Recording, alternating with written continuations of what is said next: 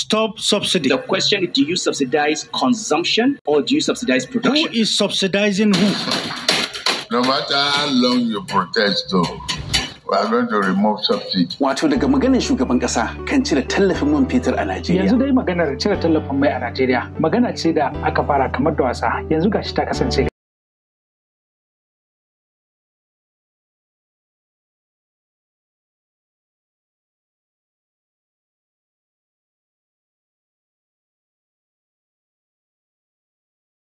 Ke tada hankalin galibin al'ummar kasar. Hasali ma wannan muhawarar ta kasance tamkar kadangaren bakin tulu ga gwamnatocin demokuraɗiyyar da suka shuɗe, kai har ma da wannan sabuwar gwamnati wadda ta amshi mulki a 'yan kwanakin nan da suka gabata. Gwamnatin Najeriya ta fara biyan tallafin man fetur tun a lokacin mulkin soja na General Yakubu Gowon, wanda ya yi mulkin sa a tsakanin shekarar 1967 zuwa 1975. A wannan lokacin, Obafemi Awolowo yana aiki a matsayin minista a ƙarƙashin wannan gwamnatin, kuma shi ne wanda ya shawarci shugaban mulkin soja na wancan lokacin da ya aminta a rinka biyan tallafin man fetur domin 'yan ƙasa su amfana da maƙudan kuɗaɗen da Najeriya ke samu sanadiyar fitar da ɗanyen man fetur zuwa ƙasashen duniya. A cewar Awolowo, maƙudan kuɗaɗen da Najeriya ke samu a wancan lokacin ana samun su ne ta hanyar man fetur, kuma a iya tunaninsa babu wani abu da sauƙin shi zai sauƙaƙar da rayuwar kowane talakan Najeriya kuma ya bunƙasa tattalin arziki irin man fetur. Yakubu Gowon ya karɓi wannan shawarar da ministansa ya bashi, kuma hakan ya sa ya zama shugaba na farko da ya fara biyan tallafin man fetur a Najeriya. Kuma tun a wancan lokacin gwamnatocin Najeriya suke sayar da litar mai a kan farashi mafi sauƙi da yadda ake sayarwa a kasuwannin duniya.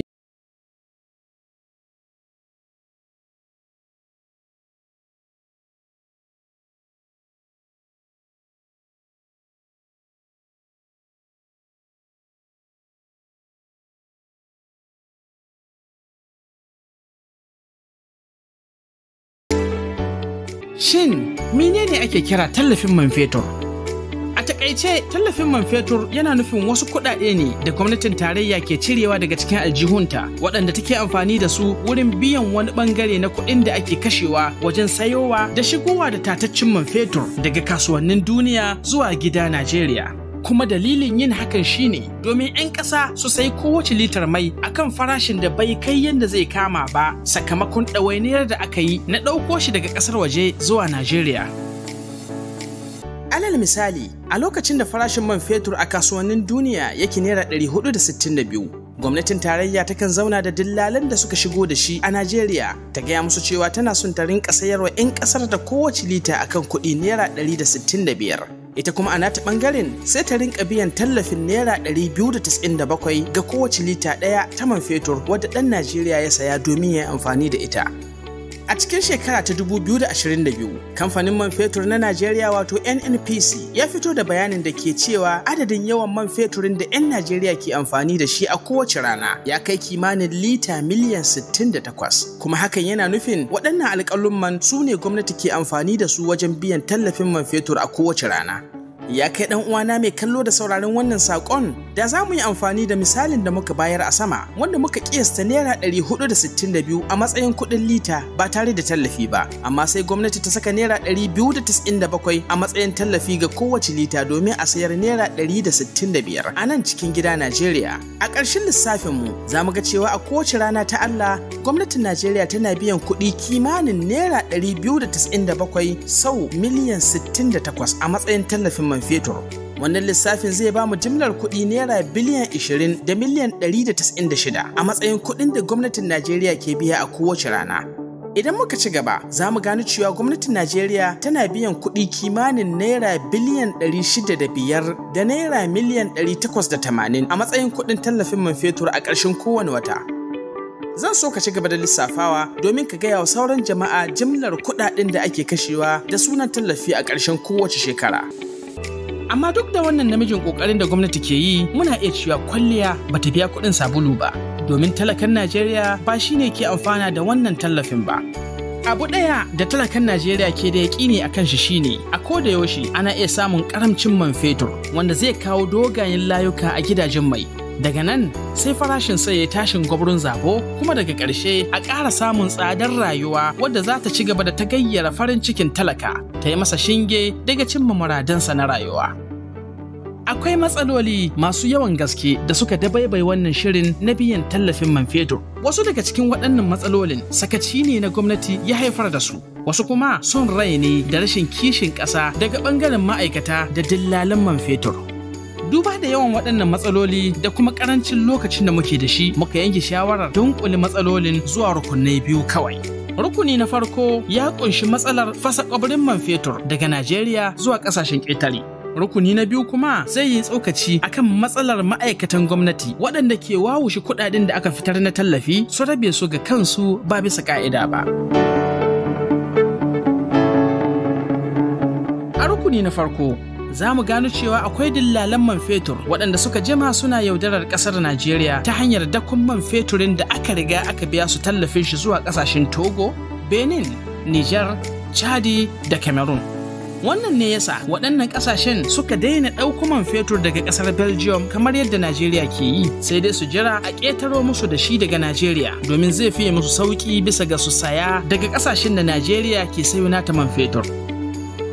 Binciken kwakwaf da aka gudanar akan wannan matsalar ya fito da bayanan da ke nuni akan cewa adadin man fetur ɗin da ake safararsa zuwa ƙasashen da ke makwabta da mu ya wuce wanda ake sayarwa a cikin gida Najeriya.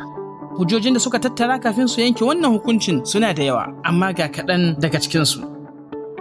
A cewar su, mutanen da ke zaune a garuruwan da ke makwabtaka da bododin Najeriya shaidu ne akan yadda ake fita da ɗaruruwan tankoki don ƙari da man fetur zuwa ƙasashen ƙetare. Kuma abin takaici har ma da lokutan da man fetur ke matuƙar waya a Najeriya. Haka kuma sun ƙara yi muna bayanin da ke cewa tallafin da gwamnatin Najeriya ta jima tana biya domin sauƙaƙawa ga talaka daga ƙarshe ba talakan ne ke amfana da shi ba. Bincike ya nuna cewa masu amfana da shi kawai su ne dillalan man fetur, manya-manyan jami'an gwamnati da kuma al'ummar ƙasashen ƙetare.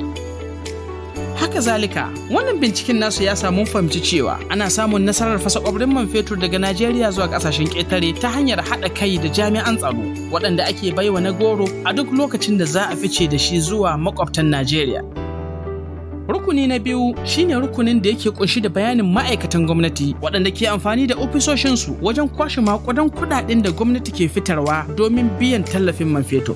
A shekarar 2022 kacal an ruwaito cewa waɗannan ma'aikatan marasa kishin ƙasa sun laƙumi maƙudan kuɗaɗe da yawansu ya kai naira tiriliyan 3.5 ta hanyar yi wa kamfanin bugi rijista domin su ma su samu nasu kaso a cikin wannan mugunyar sana'a. A takaicin takaitawa za mu iya cewa mutanen da ke amfana da wannan tallafin man fetur amfana ta hakika ba za su kai kashi 5 cikin 100 na al'ummar Najeriya ba. Kuma gwamnatoci da al'ummomin kasashen ƙetare su ne za su fi jin haushin cire tallafin man fetur fiye da talakan Najeriya wanda ke kwashe shekaru bai sayi man fetur akan farashin da gwamnati ta ce a sayar masa ba. Irin wannan cin zalin da 'yan kasuwar Najeriya ke yi tare da haɗin gwiwar jami'an tsaro da wasu ma'aikatan gwamnati shine ummul haba'isin wahalhalun da talakawan Najeriya suke a ciki. Kuma masu irin wannan sana'ar ba su ƙi jinin a ci gaba da tafiya a hakan ba domin su ci gaba da cin karensu babu babbaka. Faduwar farashin man fetur a kasuwannin duniya ya jefa ƙasar Najeriya a cikin yanayi mai wuya har aka kai lokacin da sai an ciyo bashi a waje sa'annan ake biyan kuɗin tallafin man fetur. A cikin watan Satumbar shekara ta 2021 aka fitar da rahoton da ke cewa adadin yawan bashin da ake bin Najeriya ya kai dala biliyan 33. Kuma wannan adadin zai ci gaba da hauhawa muddin aka ci gaba da ciyo bashi domin biyan tallafin man fetur. Cire tallafin man fetur shiri ne wanda masana tattalin arziki da ke ciki da wajen Najeriya suka jima suna ba da shawarar yin amfani da shi domin ceto Najeriya daga cikin wannan mummunan yanayi da take a ciki. Cire tallafin man fetur zai sa Najeriya ta samu gina ingantaccen tattalin arziki wanda zai sa ta tsayu da kafafunta ta gudanar da ayyukan ci gaban ƙasa ba tare da ta ciyo bashi daga ƙasashen ƙetare ba. A cikin wata ɗaya kacal bayan ɗebe tallafin man fetur, gwamnatin Najeriya ta fitar da sanarwar da ke cewa ta samu rarar kuɗin da yawansu ya kai naira biliyan 400. Kuma a cewar shugabannin gwamnatin za a juya akalar waɗannan makudan kuɗaɗen da aka adana zuwa ɓangarorin da za su kawo ci gaba ga al'ummarta, kamar fitowa da ingantattun matakan da za su rage raɗaɗin talauci ga talaka. ƙarin albashi ga ma'aikatan gwamnati, gyara tituna domin rage salwantar rayukan al'umma, samar da ayyukan yi ga matasa, bayar da tallafin kiwon lafiya, fitowa da shirin ba da bashi ga ɗalibai, bunƙasa harkar noma, taimakawa ƙananan 'yan kasuwa da kuma inganta tsaro. Tsayar da biyan tallafin man fetur zai magance matsalar cin hanci da rashawa wacce ta yi kakaturu a cikin sana'ar man fetur, kuma ita ce ummul haba'isin matsalar karamci da hauhawar farashin mai a cikin Najeriya. Idan aka samu magance wannan matsala, man fetur zai yawaita a lunguna da saƙunan Najeriya, kuma hakan zai sanya 'yan kasuwa su rinka tarairayar masaya har su rinka rage farashin mai domin su samu sayarwa a cikin lokaci. Cire tallafin man fetur zai baiwa gwamnati dama ta saka hannun jari ga kamfanin da ke cikin ƙasa mallakin 'yan Najeriya, kuma hakan zai haɓaka kasuwanci, ya samar da ayyukan yi, ya kuma inganta rayukan al'umma. Cire wannan tallafi zai taimaka wa 'yan kasuwa wajen gina nasu matatun man fetur a nan cikin gida Najeriya, kuma hakan zai taimaka wajen samar da ayyukan yi, ya kuma yi sanadiyyar rage farashin mai ga 'yan Najeriya.